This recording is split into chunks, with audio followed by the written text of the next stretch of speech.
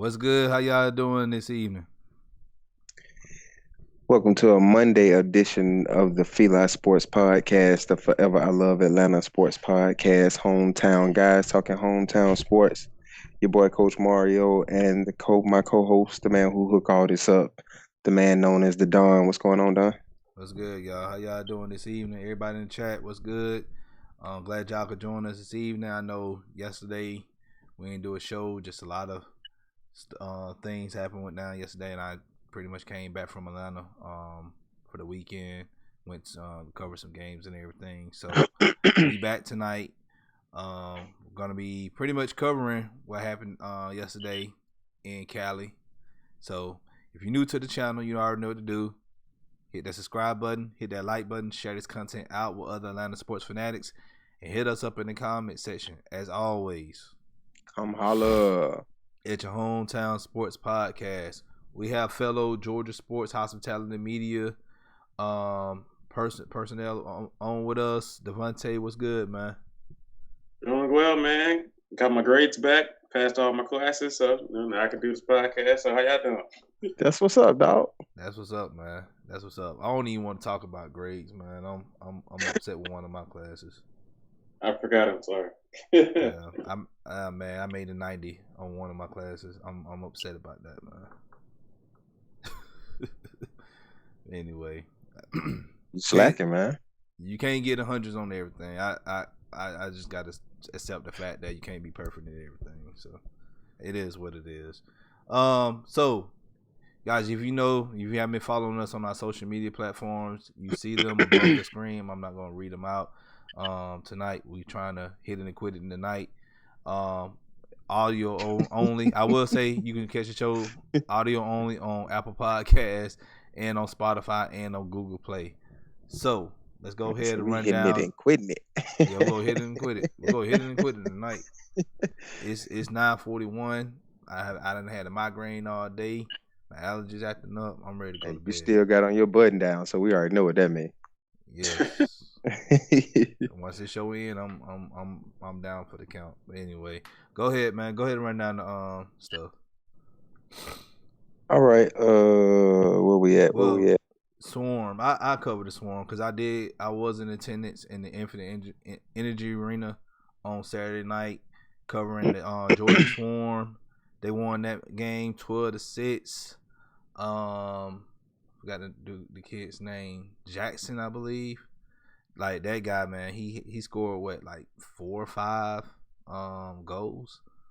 Bam was on fire. So that if y'all haven't been to a Georgia Swarm game, and I'm not just talking to Coach and DaVonte, I'm talking to everybody who's listening. You need to go. It's not. Tell them what the Swarm played, Don. They play the Infinite Energy Arena up there in Duluth, Georgia. Huh? Tell them what sport it is. Lacrosse. It's lacrosse. Yeah. I know. I'm saying, tell them. It's lacrosse. I'm telling them it's lacrosse. All right. They play the Infinite Energy Arena in Duluth. Believe it or not, they did bring a trophy, a championship to the state of Georgia. All right. In 2017. So a lot of people don't remember that. They were the first one to bring a championship back to Atlanta since the Braves. And then the year after that, we know Atlanta United, they brought MLS Cup here. So go out and check them out. Gladiators team is now 11-12. They are sitting at a 478 shooting average.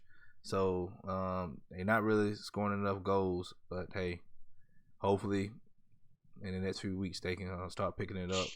So they only been playing for like less than a month now. So all right, Atlanta United news: team to play Legion FC in preseason game. The CONCACAF schedule has came out, and they're gonna host the CONCACAF championship game at Kennesaw State University. I think that's called 3/5 Bank Stadium, I believe. Mm-hmm. And Fifth Third Bank. Fifth Third Bank, yeah. I done got the numbers all. 3/5. 3/5 compromise. I'm gonna put thinking about history and stuff. Constitution Convention.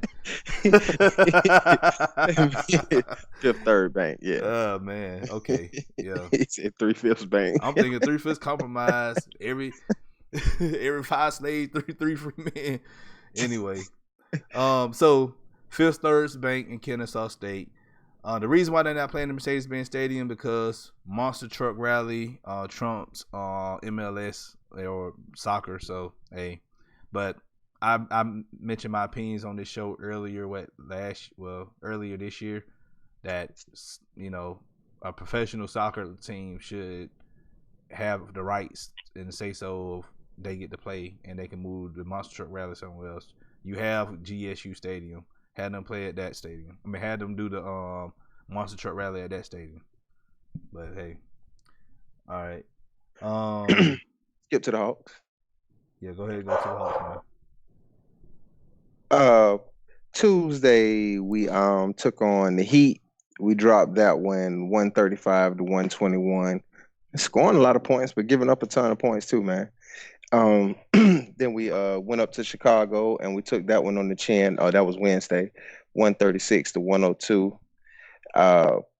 Came back home Friday against Indianapolis. We didn't record the score for that one. I'll look it up real quick. But yesterday we were at home. A lot of people didn't catch it. For Friday, I was at that game too. They lost. I forgot the score. Yeah, I know we lost. Yeah, it was like by 10 points or something like that. I was at that game Friday, so. Yesterday a lot of people didn't catch it because the the Falcons were playing, but the Hawks actually gave the Lakers a game. They were in it up into the fourth quarter, and actually were only down 3 with about a minute. Within a minute, DaVonte, they had 3. Actually, Trey had an opportunity to tie it up with a 3, and we end up dropping the game 101-96. LeBron had 30, Trey had 30 as well. That was Cam Reddish who missed the tie. That was Cam. Okay. Yeah, Cam missed the tie. He missed the 3 to tie the game up. Okay. So, on Friday the score was it was by the Pacers won by 10 points. It was 110 to 100. So okay. Yeah, the third quarter, I remember that game. The third quarter, the Hawks was playing good. They were shooting everything, and then the fourth quarter came. They just forgot how to play basketball. Yeah, I mean, but it's a young team, man. We see lapses in defense. We see lapses in scoring, especially when Trey is off the floor. Trey, I mean, some people. It seems like you can't say nothing bad about Trey. Trey's gonna be great as well, Trey. But I mean, he does turn the ball over, a little bit too. He has to cut down on the turnovers.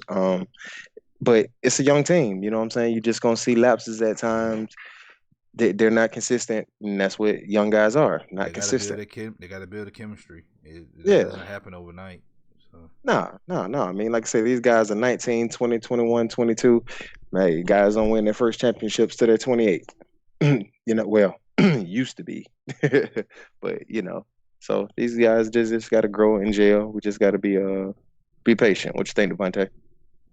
Honestly, I just think right now Trey is performing, phenomenally. But, like, you look at the teammate, it's like they can't make an open shot worth of nothing. So it's like that's adjust for now a lack of depth. Because you see when Trey comes out the game, there's not a natural point guard behind him. They got Evan Turner playing backup point guard. Now it's Kevin Huerter, who was a great secondary ball handler. And he got hurt again yesterday. He got hurt again yesterday. Yeah. that shoulder that he separated, he bruised it yesterday. He's gonna be out for a minute. So yeah, he got hurt again yesterday. That same shoulder, he bruised the shoulder that he separated. And now that's going to force Cam Reddish into more minutes, who's possibly, I don't know what they're going to do about backup point guard, but yeah, there's a backup point guard problem, and then there's definitely a center problem because nobody's grabbing rebounds. There's no inside presence at all, which seems like it's been plagued ever since I've been a fan, the lack of inside presence. So that's definitely something they need to fix going towards the trade deadline. I got another question, and I'm trying to get too much on basketball, but how's Bruno doing down there in the development league in College Park, DaVonte? He's actually spending time with the big back club. And forth. Yeah. But when he's down there, he does well. Up here, he seems clumsy and he doesn't know what he's doing. So I think he needs to, stay down there. I think their lack of, depth at 5 and the 4 brings him back up. But I would like for him to stay in the G League for a extensive time.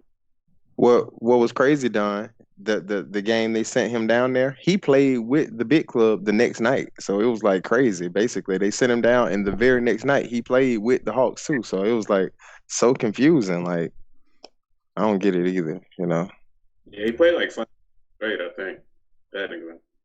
Yeah, exactly. It's like I don't get it. Like Bruno ain't doing load management. They getting this man some minutes. All right. We have the Braves. The Braves. The team name Ben. Y'all know we bad in names on here. Ben Sestanovich. Big Ben, assistant GM. He's gonna be helping out Double A, and I'm sure you guys did. So they did officially announce that the name was gonna change, Don, to SunTruest to Truist Park. It's official. Okay. SunTrust and BB&T they merged. They banks. merging. Yeah. And causing a lot of ripple at my job. Truist or whatever. So now it's gonna be called the Truist Park. Just name the doggone stadium Bobby Cox Stadium or Bobby Cox Field or Hank Aaron Field and move on. Like I don't like these corporate names. I really don't. Like the only corporate name I did was Phillips Arena. That's it. Other than that, we had the Georgia Dome, we had Turner Field, Atlanta Ford Account. It was simple names. But now they got all these corporate sponsors and stuff. Like, I know they got to pay for. Oh yeah, I know the bills. Yeah, I know, but still, like, I'm still gonna call it SunTrust. I'm sorry, like, I slip up and call it Turner Field sometimes, even though I know they Turner Field. Or we just Braves Stadium. Or we just call it the Braves Stadium. Exactly. We just Braves call it the stadium. Exactly. So yeah, for real. All right, so we know y'all want to talk about football. We'll introduce the topics and then we'll go into. Well, let's before we start the Falcons real quick. Let's go into the chat real quick. We got a few people going there. What's going on? Game with TJ. DGB joining us. Going on, JF. JF said this man mad about a 90 and he can barely get stuff turned in. And then that Georgia boy said. And nobody even knew. I remember retweeting because they had 2 Chainz at halftime. Oh, you talking about the game? Yeah. Only 3 games till Collins' glorious return shall be upon us. Yeah, John Collins will be back and be back next week, you guys. Man, what's going on, Pat? What's good, Pat? Yeah. And he said he'll be crying every night in the locker room too if he was Trey. I mean, they'll get it together. But DGB, I am happy that they're not happy with winning. You know what I'm saying? Happy, good that they just not losing games and then just going throwing money up in the strip club, which is nothing is wrong with that. That don't mean you don't care because you're in the strip club. So let me not say that, but I'm happy that they do care. And JF said he keeps seeing the Hawks fans saying they want us to trade for Kevin Love because Travis said they want to get some help, but I think it'll be a bad idea to get Kevin. I prefer Steven Adams. Yeah, I've been looking at a lot of that talk there too. JF, I don't really have y'all know me. I just want a big man that knocks him out on his butt. I like Damian Jones, man. I like Damian Jones. Like Damian Jones, all right to me. I like defense. Damian Jones plays a little defense. What's going on, Ultra Shadow? He said Coca-Cola Stadium for real. That'll make it easy, right? Yeah, Sports Live and ATL. He said just call Atlanta Braves Stadium. Simple, like we just said earlier, just the Braves Stadium. Yeah. My bad, Sports Live. I skipped over you. My bad. And JF said you don't like the Mercedes-Benz Stadium name. It's cool. It's because Mercedes-Benz. But if it was like Volkswagen Stadium, you wouldn't care. The only reason why I don't like the name Mercedes because you got the Saints. The Saints they call their stadium. They the same. Yeah. Next year they won't be able to though. But we call it, some people they came over and named the Benz to call it the Benz. Hey, I'm fine with that. So let's get ready to rumble. What you saying about that, Georgia boy? Arguing about the Falcons? Is that what you're saying? You trying to rib us up? Give us a rib sandwich already? Yeah, he got his popcorn and milk duds already ready. Probably. All right, but we'll get into some Falcons talk. So yesterday we know that we went out to the West Coast and we had the 49ers renewed our old NFC West rivalry. We took the win 22-29. Matt had a game-winning pass with 4 seconds to go, and then again another one with 2 seconds to go, the one they counted. Julio. Special teams, in my opinion, special teams and penalties kept San Francisco in the game because we could have had the opportunity to put them away, but those penalties reared their ugly head again. Special teams, we had special teams miscues. We turned the ball over on special teams, and then we negated a turnover we had off of not being able to line up, not having enough people on the field. Defense got another turnover, so defense playing well again. Where we went that in the beginning of the year when we couldn't get a turnover. Now every week we're getting turnovers. Defense playing better. Julio 13 catches, 2 TDs. Kittle was hard to stop, but we pretty much kept everything else in check. San Francisco couple nice runs, but they really didn't run the ball on us. Neither team ran the ball. And Tech left the game with a shoulder injury, and it came out today that he'll be out for the remainder 2 games of the season. All right, so go ahead. Let me go over some stuff. I remember this February 6, 2017. That was a day after the day that will live in infamy in Falcons history, Phantom history. I said this to myself. When we play Kyle Shanahan and the 49ers, they better come on with it. They better beat them.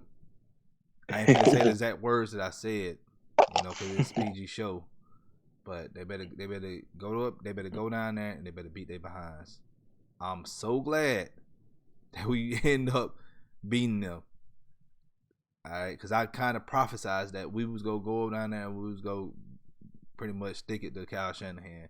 And I see Sports Live and ATL.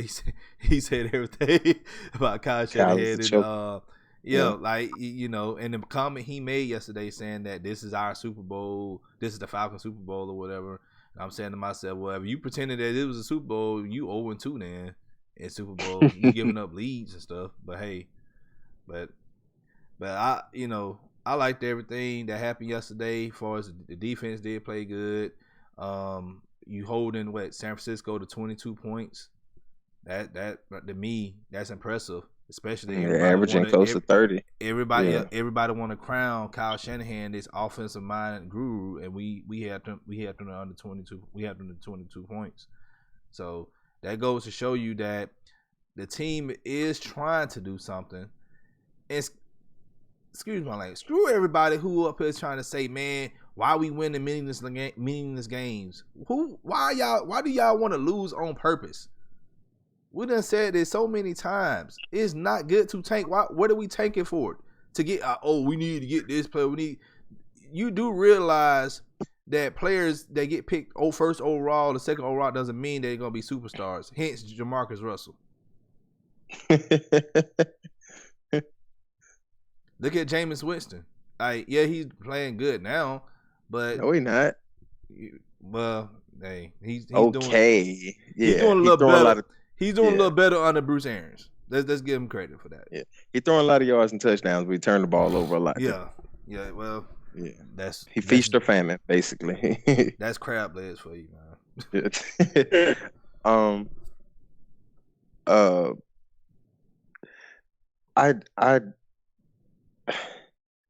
The same, man. I saw a lot of people reacting to my tweet yesterday that Arthur Blank is so confused. Like, I'm confused. Like, on the one hand, to satisfy somebody has to go, because you can't bring back everybody, because bringing back everybody, in my opinion, that sends a message to your customers that you're okay with everything. And Dan Quinn has been just under 500 since the Super Bowl. So I don't think everybody can come back, because you have to send the message that you're unhappy. Dan Quinn got rid of both coordinators last year. After both coordinators, it's only one other person that can go. So it's no way DQ and TD are both coming back. No way. No way. Now, I'm going to say this. Y'all know I've been on Don Martindale train for a while. I'm not politicking for Dan Quinn to be back. But this is if I'm Arthur Blank, which I'm not. All right. Only way Dan Quinn survives, and I'm talking about just by this much, if he beats Jacksonville this Sunday. Now hear me out on this. Hear me out. And I know DaVonte, you heard what I said about this earlier today, in the chat. Now, He has to beat Jacksonville. Now, Jacksonville is an AFC team, and this game is played at home. We only won 2 games this year at home. I put this. I think I put this online earlier today or whatever. Our home record with Dan Quinn is not good. All right, it's not. AFC teams. Terrible. All right, and I've been saying this for years, like for the past few years now. You the first one pointed it out to me. Yeah, it's been horrible. How are we going to if we can't beat AFC teams in the regular season? What makes you think if we do go the distance and go to the Super Bowl that we can win the Super Bowl? We have to play against an AFC team in the Super Bowl. So if he cannot, I said this, and I know I don't know if Matt might listen or not, but I said to myself that if he cannot beat Jacksonville this Sunday, he should be fired. What you think, DaVonte? What you think, DaVonte? About Jacksonville, I do think it puts the light on him versus the AFC teams, but I'm thinking what the players think has to matter a bit more, in terms of how they feel about the coach, because they've been backing the coach this whole season. That's their guy. Like Julio Jones said, it's not on the coach, it's the players. And they've responded since the bye week. So I think that in terms of Arthur Blank's thinking and in regards of retaining Quinn has to be important. Everyone's saying, hey, I'm behind this dude. And then you have to think about as well. Matt Ryan's not getting any younger. Julio Jones not getting any younger. They're not trying to sit there and wait for a whole new staff to install their scheme and everything like that. So I'm thinking, yes, these last few games, although they're evaluations for the players, they're also evaluations for the staff. Yeah. So because you see their inactive list is 54 million sitting there, was Ty Sambrailo, James Carpenter, and Jamal Brown. They're sitting there and saying they're all healthy because Carpenter has concussion and they're saying Sambrailo has a hamstring injury, but Jamal Brown is a healthy and active. So that's telling you that they're evaluating something, which they should have been new about this. These aren't, in my opinion, these aren't new players, such as like Wes Schweitzer at left guard. These aren't new players. So I'm thinking everybody is under a close microscope, and that does include Dan Quinn. Now let's address the elephant in the room like we always do with the crazy hairdo. This elephant has a crazy hairdo and wear glasses, and I'm talking about Thomas Dimitroff. Oh, Are you talking about me? No, man. Come on, man. Really? Hey, man. But for real. Hold on. Before you do that, Don, real quick, DaVonte, to piggyback on what you said. I think the empty seats in the stadium speak a little bit louder than Julio, though. To Arthur Blank. I feel you, but I think the empty seats speak like, yeah, we want Dan Quinn. Yeah, but ain't nobody in this dome, so Julio, you're gonna have to suck it up. I don't know. Yeah. Go ahead, Don, what you was about to say. But the thing is, like what DaVonte just said, you have Jamon Brown, James Carpenter, and Tyler Sambrailo. That's like $24.4 million sitting on the bench. You gave Thomas Dimitroff gave those guys contracts. Gave these guys contracts. Just sit on the bench. I told people Jamon Brown wasn't no good. We all said it. First of all, you don't give up quality old linemen. Yeah, you definitely don't give up quality guards. So when I told y'all, people somehow I said, dude, Eli was hit 1,000,000 times last year, and it was like, it wasn't hit for bruh. If he was good, the Giants could have re-signed Jamon Brown. They decided not to. Yes, they had money to re-sign him. So that I didn't know anything about Jamon Brown. But all I knew was Eli was hit 1,000,000 times last year, and the Giants could have brought him back if they wanted to. That told me volumes. They didn't want him back. The thing is, we say, you don't give up quality linemen, but you definitely don't give up good guards because, we say tackles are hard to find, guards are hard to find too. Especially when you can re-sign them, when it's not a money issue. Like they say, they just chose to go in a different direction. They could have paid Jamon Brown what we paid him or more. And like they chose not to. That brings up how the roster construction comes up. They're adding players that on the surface don't fit. Like you're telling us that hey, bring in Dirk Cutter in. We're not going to change from our zone based scheme, but you're bringing in power players. So it doesn't make sense to me. I'm bringing Brown, who was seen as a power player, and Carpenter is damn sure bringing as a power player. They said he does it everywhere he's been where there's been a zone scheme, he's struggled. And he's huge. Yeah, he's a huge guy. Remember when we went out at training camp and we saw him? He's huge. He can't move in space. He's a road grader. He's huge. He's a big guy. Yeah, and then drafting Quadre Olison, we just thought that we was going back because then you got Mike Mularkey as on the staff. We thinking we going back to Powell, and we signing tight ends. Remember, we got 3-4 tight ends. We brought them all in camps. Okay, we about to go downhill. We about to start we run the ball. Yeah, less than anybody in. And then they kept talking about yesterday the Falcons' fourth quarter scoring. Well, because we're always losing. The stat that I want to see, the teams that run the ball the most in the fourth quarter. Because guess what you're doing if you're running the ball in the fourth quarter? You're winning. You eating up clock. You're winning. And you eating up clock. You eating up clock. And that's the game. Exactly. That's why you're running the ball, to eat up the clock, because you're winning. When you're throwing the ball in the fourth quarter, it's because you're losing. You're always losing.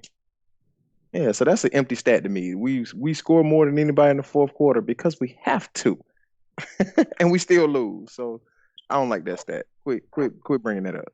That's another topic to bring up. The running backs. I'm also tired of people saying, "Hey, we kept the wrong running back. Why didn't we?" It's gonna get good. Tevin Coleman, outside of that big run that Devondre Campbell let up, didn't do nothing. So that whole rhetoric is just incorrect. Hold on. Folks really said that we let the better running back go. Let me remind you guys, how long did Tevin Coleman stay on the free agent market? All right, he stayed on that for a few weeks, I believe. He did have other offers though. He did have other offers, but here's the thing. Here's the thing though. He went back to the person that knew him the most, Kyle Shanahan.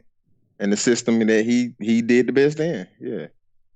So if he was quote unquote this better running back than Devontae Freeman, why did other teams then pick him up and give him more money? Because he didn't really sign for that much. He didn't sign for really nothing in San Francisco.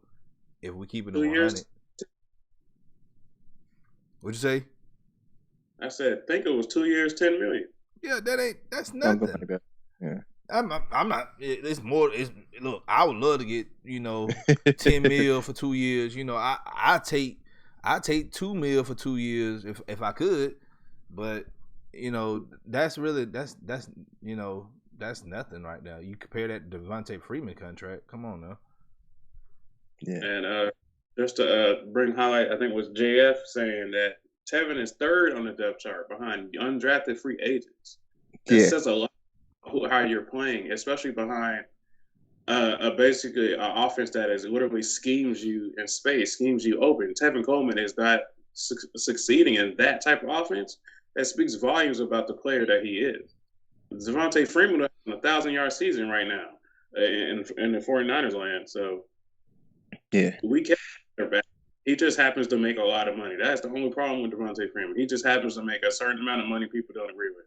And he's just been injured a lot. So yeah, that too. And when you look at who's in front of him, it's like, how can you get mad at Devontae Freeman saying he can't get to the second level?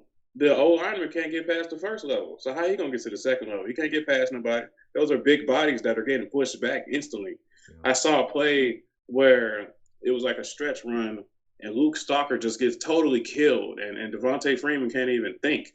So it's like, what are we doing here criticizing the running back where the offensive line can't block for, nobody back there? Doesn't matter who's back there. Speaking of offensive linemen, man, McGarry and Lindstrom, man, them some dirty boys, man. You're right. Yeah. We'll go back to the chat real quick. DGB said, man, that boy Tack is fragile. He got to go. And the thing about it with TD, we remember O-lineman out of Sam Baker. We drafted Sam Baker, and who was injured in college. And what was he do injured? And Tack was the same way, man. Tack was banged up in college. When we got him, he had shoulder problems. So yeah, we drafted a guy with shoulder problems, and he's continued to having shoulder problems. Yeah, Tack, and it's been both shoulders as well, right? Tack has had issues with both shoulders, hasn't he? Both shoulders, yeah. Yeah. What happened on that play when he got injured? I remember he did a horrible. First off, he did a horrible job setting the edge. All right, and he got beat. I'm not lying. He got beat by the running back. He tried to chase him down, and he fell awkwardly on his shoulder, and that's how he got injured. Yep. And JF said, yeah, Tack just isn't readily available enough to be a starting DN for a team that wants to be competing for a chip. This guy stays out of times. Remember, the best ability is availability. That initial injury was against the Panthers, I believe, when that right tackle yeah, that was when that fat MF fell on my shoulder. Yeah. Damn. Yeah. That was pretty funny. Tack is pretty funny. I wish his play matches jokes. Yeah, because he said something on the lines that if he don't get double-digit sacks, he gonna cut his dreads off. So I'm expecting him to have a fade like mine come off season. What, he got 3 sacks? He better go bald. He can't even get a fade. And DGB said, yeah, he didn't like the O-lineman that they signed. And like I say, DGB teams don't let good O-linemen go unless they just can't afford them. So, you rarely gonna pick up. Well, we didn't get Alex back out of free agency, but rarely you're gonna get a Pro Bowler guy, O-lineman out of free agency. It just don't happen. Speaking on good guards, how about that boy Lindstrom been playing some good ball? Yes, sir. And DGB said that's on TD. They're not bringing in quality O-lineman or talent. Yep, we agree. And we gave away Harvey Dahl because he wasn't a name. Who cared about he was a name? He was a dog.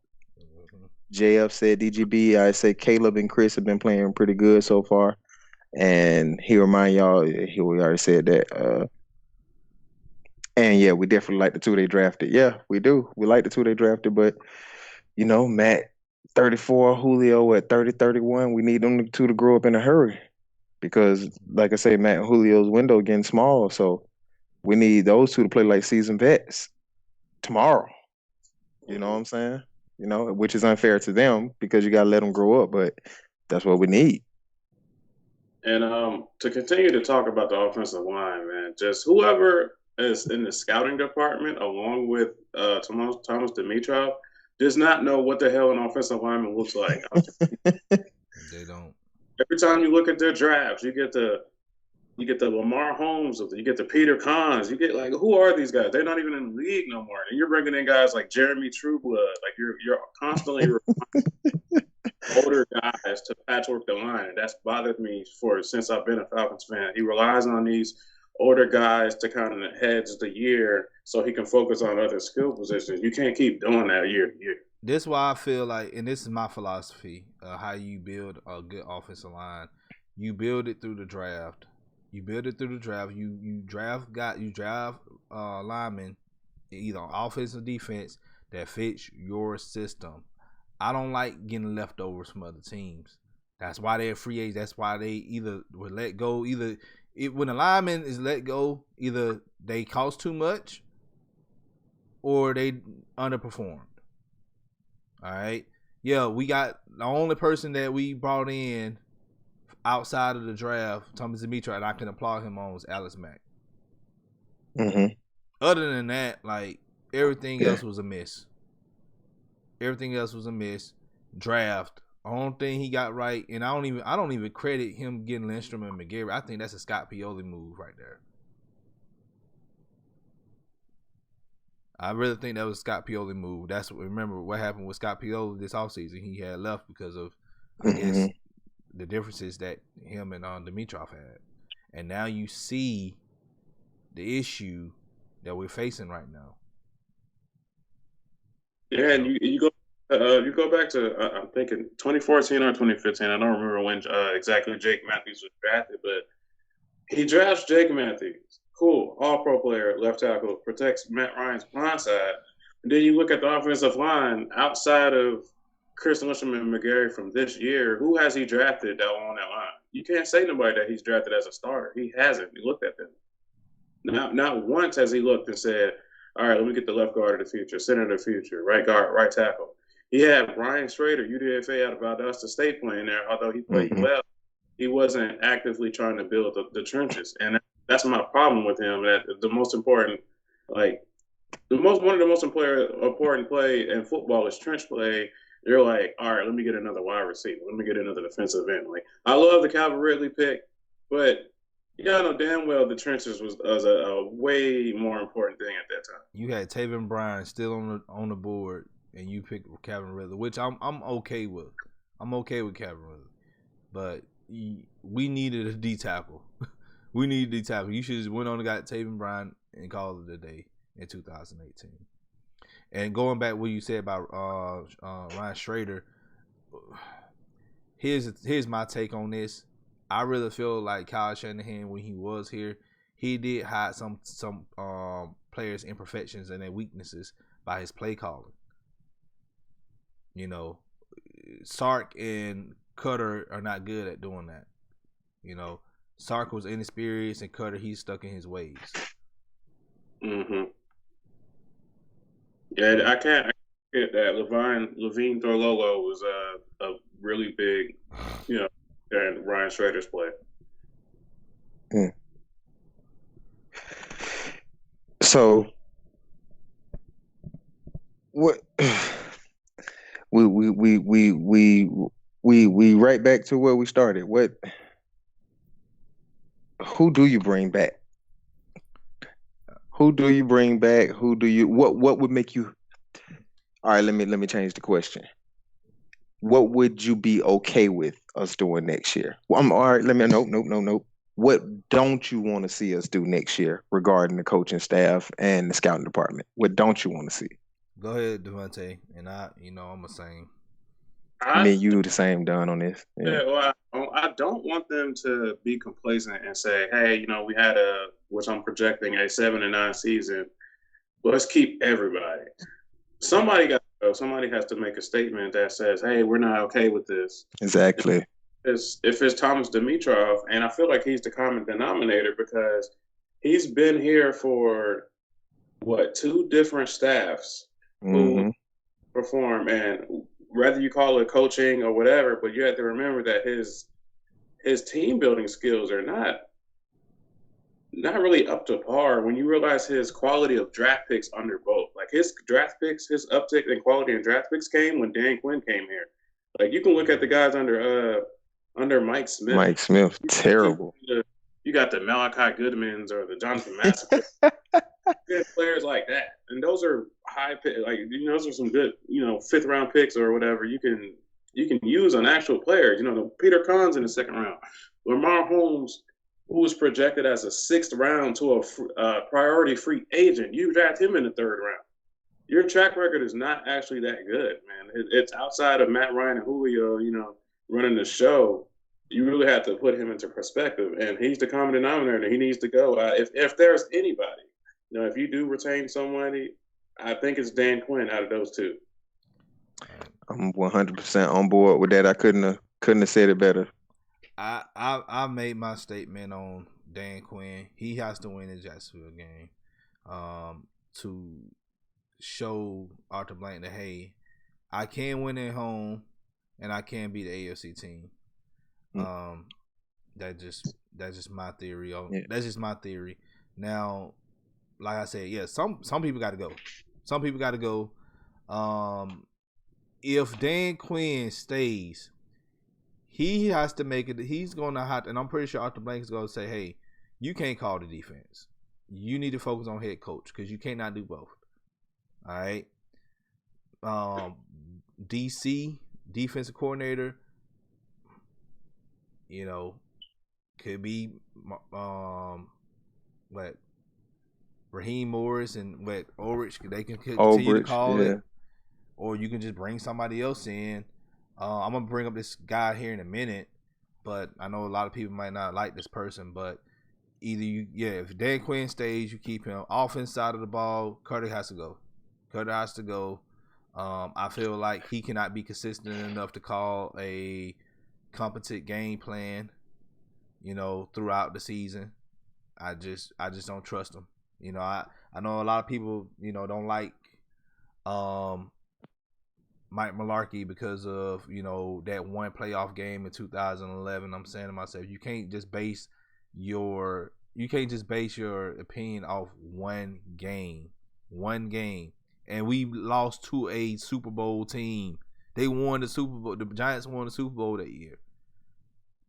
All right. But I also brought up another potential offensive coordinator, Pat Meyer. He's the offensive line coach out there with the Chargers. I think he'd be a good offensive offensive coordinator. You look at his track record, his offensive line has always been in the top 5. And what's our weakness on offense? The offensive line, right? All right, so it makes sense. It makes sense you bring in a guy who can not only develop the offensive line, but who can also provide you with that balance with the run game. If you want to, you can bring in a passing game coordinator as well, along with the Pat Meyer. Now, if they decide to fire Dan Quinn, okay, cool. You already know. Everybody know in the chat. I'm on the Don Martindale train. Now, Toby D and the other people, they've been saying for a while that they want Mike McCarthy here in Atlanta. I'm kind of warming up to the ideal of Mike McCarthy, but you have to look a little bit. I'm still on Don Martindale, but if, and this is my thing, if you bring in Mike McCarthy, you have to bring in a experienced defensive coordinator who is not going anywhere no time soon. And I feel like this guy would be good for the job. He has the experience. Now, I know he was a head coach in the NFL before for a long time. He just couldn't get over the hump. That guy I'm talking about is Marvin Lewis. You put Marvin Lewis as D coordinator and you have Mike McCarthy calling offense, I think that'd be okay. And you go back in Cincinnati when he was head coach of Cincinnati, the Bengals defense was good. They played some good defense out there. I'm fine with McCarthy. You know how I am. The name doesn't mean anything to me. Just get the job done. You know what I'm saying? I know how you feel. You feel if we hire a top defensive coordinator, he'll be gone in 2 years. But I kind of feel like it'll be the same thing if we get a top offensive coordinator as well. So I think anytime you have a unit that's performing well, those coordinators are going to eventually get plucked. So I think that'll happen on either side of the ball. Yeah. But like I said, I'm not switching gears or switching trains to Mike McCarthy. I'm not. Yeah. I'm still sticking on Don Martindale as head coach. You bring in a guy like Chris Kiffin as defensive coordinator. Offense coordinator, you have either Mike McCarthy, you bring in Pat Meyer to pretty much bring you balance on that side of the ball, because that's the only problem we have on offense is offensive line and just, unbalanced play calling. That's all it is. And then you bring in a special teams coordinator at Darren Simmons from Cincinnati. That he's been there for ever since 2003, and Cincinnati has pretty much been consistently good in the special teams department. Let me go to. I was just about to read that. Let me go in the chat real quick. I see him, man. What's wrong with Marvin Lewis? I'm saying the man he's proven. JF said if Quinn stays next year, he'll have to win at least one playoff game to keep his job. And then he said, hopefully we'll win 3 more. Then DGB says, hell no, he's good on Mike McCarthy. And then JF said, so you warmed up to Mike a little bit. Any progress on warming up to Harbaugh? I'm not. Look, I don't even want Jim Harbaugh in Michigan. What makes you think I want him to the Falcons? He did good in San Francisco, Don. With Vic Fangio. He did good with the defense. Vic Fangio. And Vic Fangio, he went to Chicago, right? And did good. and that pretty much shot him up to a head coach job in Denver. And you see now Chicago's defense has taken a step back without a Vic Fangio. And DGB said he's done with the coaches. He's done with Dunn and the coaches he likes. And DGB Harbaugh to Atlanta. And DGB, I thought you liked McCarthy too. You like Harbaugh. Man, and DGB don't know what he like, man. He's talking about some Jim Harbaugh. Come on, man. Get real with that, man. Get real with that. Jim Harbaugh can't even beat Ohio State. What makes you think he can beat the Saints or beat the Panthers? He beat the Falcons. Well, yeah, and when he had Greg Roman. Listen, he had Greg Roman as offense coordinator, and he had Vic Fangio as defense coordinator. That's why I said. And you look at San Francisco that year, they had a good defense. I believe they had a top 10 defense. And you know, what'd you say, DaVonte? I was gonna say, in terms of keeping staff, I think if you do say, all right, let's keep Quinn, I think you would have to cut the fat. And when I say cut the fat, like you really evaluate position by position and say, which one of y'all was underperforming? And I think in my mind right now, I could just pick one. I think that before Raheem Morris moved up or whoever was coaching the defensive backs, got to go. Mike Mallory. Yeah, I've been vocal on him for the past couple of years. He's horrible. Mike Mallory to be fired. They looked out of sync, everything. Yeah. That's why I don't think he will survive though, DaVonte, because you fired both coordinators last year. So it's just the same thing with Mike. Keep firing all your coaches every year. Eventually, it's like, no, it's you. You know what I'm saying? So that's why I think he already did that. It's like the same thing. It's like the same thing with Mike Smith. Remember, Mike Smith, he had fired his offensive line coach and the defensive line coach, and in the beginning of the 2014 season, the offseason, and then we know what happened that season. We did not do good. So guess what? Arthur Blank, he fired everybody. So, and look, we've been saying about coordinators and all this stuff. Guess what? You know who else need to go? That doggone training staff. Everybody been getting hurt. Y'all been on the training staff for 2 years. Y'all killing me with the training staff. Man, we had so many injuries, man. It's ridiculous, man. I need to know who these training staff. I need to know what type of things they be doing. What diets are they giving the players? Like what? I need to know. I don't think they are, because Tack eat what he want. I watch this man IG all the time. He eating all types of fat and stuff. I don't know who telling him what, but Tack eat what he want to eat.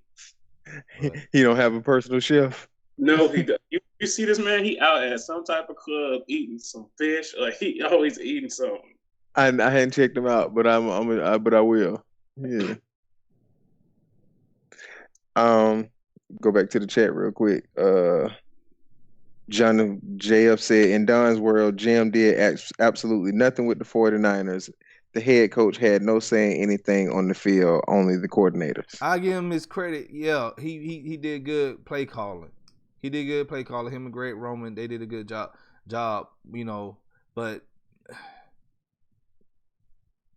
he did a good job on that. You just ain't feeling Harbaugh. I'm not feeling Harbaugh, but at the same time, you have to look at what that San Francisco 49ers defense did.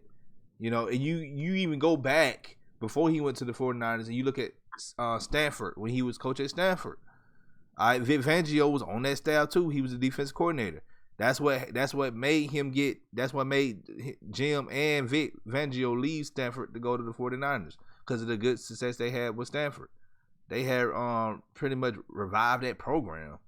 Because we remember Stanford was horrible for years.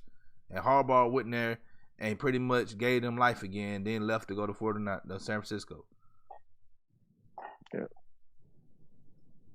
So, come on, y'all. Look, here's my thing. I'm sorry, DaVonte. I do my research on coaches, you guys. All right? This is my expertise, okay? I know about head coaches.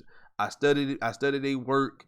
I look at the stats. I do all of that, you guys. I'm not just pulling names out my behind and say, let me close my eyes and whatever my finger fall, this person I'm going to choose. I'm not doing nothing like that, you guys.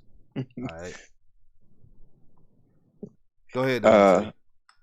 What I was gonna say is, say Arthur Blank says, "Hey, Quinn, bad season, nobody was in the seats, but I'm gonna give you one more chance. But you got to bring in a defensive coordinator. Who would you say he should bring in?" You talking about for the Falcons? I said I said Marvin Lewis, but I don't think Marvin Lewis will fit. If Dan Quinn stays, I don't think Marvin Lewis will fit what we're trying to do for us 34, because he runs a 4-3. Now I would say this: you can bring in somebody on the lines of like a Chris Kiffin. I don't know if Chris Kiffin will work with a Dan Quinn. That's just my opinion. But hey, will Rex take a DC job? No, he wouldn't. I wouldn't. Rob Ryan will, but I don't want Rob Ryan nowhere near this team. I do not want Rob Ryan nowhere near this team. He's the evil twin of the Ryan twins. No. They're twins? Or you just saying that? Yeah, they twins. Oh, I didn't know they were twins. Oh, okay. I knew they were brothers. I didn't know they were twins. Okay. Ultra Shadow said we need a new strength and conditioning coach. These injuries are getting ridiculous. And JF was like, he was just trolling. He wanted you to say something positive about Harbaugh. He don't want Harbaugh to be the coach for real. Now, yes, he's a Michigan man. The positive thing I can say about Jim Harbaugh is he's a Michigan man, and I respect him for that. But just being a Michigan man is not going to. If you're not producing, you need to go. And I'm talking about he need to get up out of Ann Arbor. And I don't want him. I don't want him in Atlanta either. So unless he bring in a competent DC that can get the job done. So, and then on top of that, he runs option. Like I don't see him. I don't see Matt Ryan is about to be 35, 36 years old next year. You really want Matt Ryan to run an option? No. No, Matt won't be running any read options. That's what I'm saying. Yeah. Like that's what Jim Harbaugh is gonna bring you. That's what he's gonna give you. Well, that's what he did. I think with the quarterbacks who can do it, he had Colin Kaepernick. I don't think we're gonna be asking Matt to stick it in the belly and pull it back out. But everywhere he been, he runs that read option. He does it in Michigan. Yeah. Shea Patterson can run a little bit though, can he? Yeah. But he got Shane Morris. I remember we had Shane Morris back in 2015. Dude had a concussion. Couldn't run. Messed up his football. He got him broke career, up. Man. Got him broke up. So do you think there's anybody from Pete Carroll's coaching tree he could poach and then say, all right, let's just have him at defensive coordinator? You know what, DaVonte, I'm gonna be real with you. I think we need to. I don't think he needs to go and reach from that tree since he's from that tree. He need to go find somebody else. That way they can bounce ideas off each other. Mm. You get what I'm saying? Yeah. Because if you go to Seattle, they all gonna agree to everything. But if you go, say for instance, he gets somebody from, let's say, Baltimore's tree, or Indianapolis tree. Or what's another good defense in the league that's been consistently good the past few years? Let's see. Minnesota. Or the Philly. Minnesota got it in Philly. Like he can go and see what they have on their staff, and I feel like he needs to bring in a outside guy. He's a D line. He's a D line. Dan Quinn's a D line guy by trade. So he needs to bring in. I keep Jeff Ulrich. That's just my opinion. He don't need to get rid of him. He need to bring in a DB coach. He need to bring in a DB coach that can bounce ideas off each other. Well, like I say, now that Raheem's back over there, they've been playing better. Yeah. But Raheem is also isn't he the assistant head coach? So he has more responsibilities as well. Yeah. So you want to try to you don't want to have him do too much stuff. Mm-hmm. Saints are killing the Colts. Yeah, we ain't gonna talk about it. Everybody, Drew Brees got his low record. All right, let's keep it moving. Man, anybody studying no dog on Drew Brees. Yeah. Is there I know I don't watch college football. Is there anybody you think like from the Gators? He's probably be like, that's I used to work there. Let me come bring somebody. Well, all the guys that he used to work with are now in South Carolina. Remember Will Muschamp? He was in Florida, and because I said this on the lines. If Quinn gets fired, I won't be surprised if he goes to South Carolina and be with Will Muschamp for a couple of seasons. Sometimes and I said this to Matt Mike. Sometimes you got to take a step back or to take a few steps forward. So if Quinn and everybody's saying that, well, he may end up like Bill Belichick, Bill Belichick when he coached the Browns, and and the Browns ain't been. But here's the thing, though, a lot of people don't understand. The Browns under Bill Belichick, that's not the Cleveland Browns that they are now. That's the Baltimore Ravens. Because remember, after Belichick left, he didn't move with them to Baltimore to become the Ravens. He went back with Bill Parcells, and they coached the Patriots. All right. Browns' identity has always old Browns and Ravens' identity has always been defense. Even when they had Marty Schottenheimer back in the 80s. I'm spinning out a little history for you guys. So I'm coach, he remember. So with that being said, I forgot my train of thought. But like, trying to take shots at me. No, I'm not trying to take shots at you. But I'm just saying, like, you making old jokes. I got it. Yeah. But what I'm saying is, people saying that, Bill Belichick, the Browns let Bill Belichick go. Well, yeah, he had to take a step back for him to reassess himself so he can be the greatest of all time head coach with an asterisk on it, because we know they cheat. But that's another story for another day. But hey. But here's the thing: it's not cheating if you don't get caught. We know. But here's the thing: Dan Quinn may just need to take a step back. He may need to go back and be a DC somewhere for a few years for him to get another opportunity. It's a risk, It's a risk. I told people in the chat that Arthur Blank, he's the owner. He has to take a risk. If he fired Dan Quinn, who's to say the next coach we get can take us to the Super Bowl? You got to think about this too. Ever since Arthur Blank has been the owner, he hired Jim Moore. All right, that was his first hire because he didn't hire Dan Quinn. That wasn't his guy. Jim Moore, his first season, took us to the NFC Championship game. All right, a few years later, got fired. Brought in Brian Petrino. We know what he did. He ran to Arkansas. We hired Mike Smith. Guess what? 5 winning seasons, NFC Championship game appearance. Couple of losing seasons, he was let go. And then you bring in Dan Quinn. 2 seasons in, Super Bowl appearance. I want people to see the pattern. So it's a risk. So if he keeps Quinn, we may have success down the road with him. Who knows? Or we may end up squandering years of Matt Ryan and Julio Jones, and a few years down the road, we say, oh man, we should have fired him back in 2019. It's a risk you take. Either you take a risk of keeping him, or you take a risk of getting rid of him and you replacing him with another guy. So I'm just on the lines of Arthur Blank. He made decisions of firing people, and guess what? He still had success. Now, did it equate to a Super Bowl win yet? No, it has not.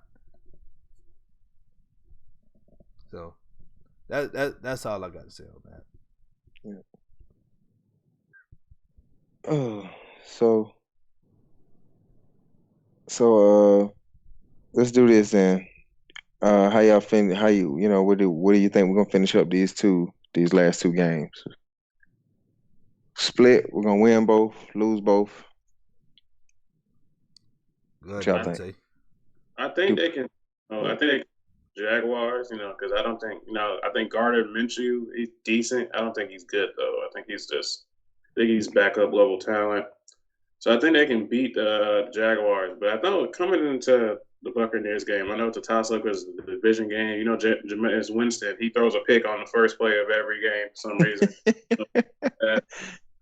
It's like he's the new Brett Favre. I don't know what he's doing, but he comes back and finishes the game with like 3 or 4 touchdowns. So you can't just say you can't just look past him, because I actually did that the first game. I'm thinking like, oh, just Jameis Winston, like, they're not going to win. But so I think they're going to finish the season 7-9, and that's just going to cause all the doubters to be upset. You need to fire. We're losing the draft position. We're losing from 8 to 12 and 12 to whatever the heck we at now. So, but I don't think that's going to matter. You know, these players are playing to win. These are playing for their jobs. I think people need to remember that.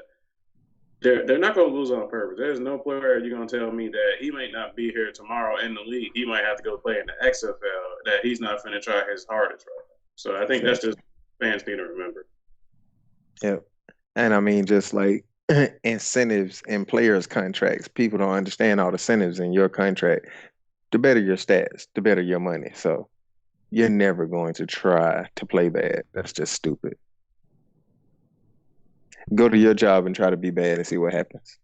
Exactly. You go because all right. Let's just put this analogy out there. If your coach say, "All right, do a poor job today," you're gonna have a better coworker, better staff around you. But you're not gonna go up there and be like, "All right, cool." No, you're gonna try to do your best so you can move up. Yeah, for real. I think we're gonna end up splitting these games 1-1. I don't know who we're gonna beat, who we're gonna lose to, but you know, we're gonna split these games and end up I guess 6-10. I just don't have I'm gonna be honest with you. I don't have faith of us beating the Jaguars. I just don't. Now we can eke out a win against Tampa Bay, but Jacksonville, I just don't trust Quinn against AFC teams. I just don't. Back to that, he's still, huh? I just don't trust him. If he wins, that's why I said if he wins against Jacksonville, and I'm not talking about no last few seconds game winning drive. No, I'm talking about you beating them by 2 scores. Then I feel like, okay, that should be a good enough evidence that you can probably turn the tide and come back next year and let's see what we can do.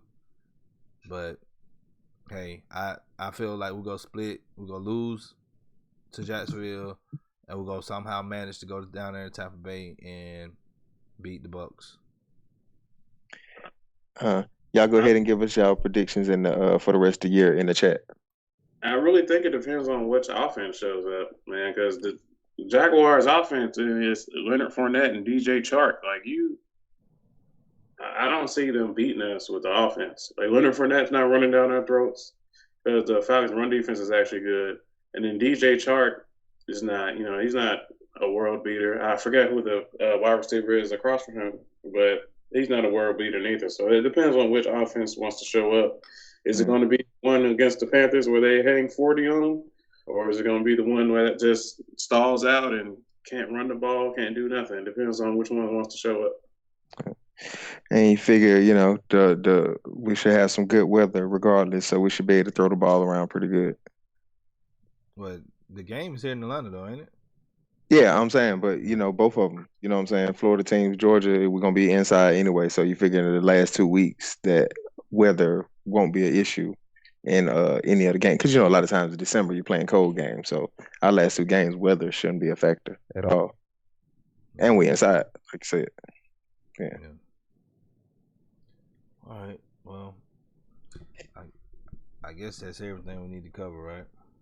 Yeah. Well, when we're coming back, are we doing a preview? Yep, we're doing a rivalry show this Wednesday. We're going to cover the Arizona Bowl, Georgia State versus Wyoming. We'll have an up-and-coming writer. Her name is Brianna. I don't know her last name. I'll find out later. But she's coming on the show this Wednesday to us to preview the Arizona Bowl. So I get the notes done. Yeah, I get the notes done today. All right, bet. All right. DaVonte, appreciate you coming on, man. Go ahead and plug your information. Everyone, y'all can follow me on Twitter at Cookie by Nature. All my social media is by that name, but specifically I'm on Twitter. You want to come talk about anything sports related or just life, man. Y'all want to come talk to me? I'm going to reply. I'm not really doing much unless I'm at work, so hit me. Yeah. Got that new white sky over there. He also run. He's also been doing a great job with Georgia Sports Hospitality Media, writing articles. We done got 2 credentials now to Georgia Swarm and Atlanta Gladiators, and we're working on Georgia Southern and probably work on Kennesaw State and Georgia State sometime in the next couple of months. So we've been doing good, you guys. We growing that site. So DGB, I'm gonna hit you up, man. Come catch one of these Swarm or Gladiator games with me. I'm gonna hit you up on Twitter, DGB. I'm gonna get DGB to go to one of these games, Don. All right. Yeah. All right. So that being said, everybody in the chat, thank y'all for tuning in live. Everybody who watching this show at a later time, thank you for tuning in.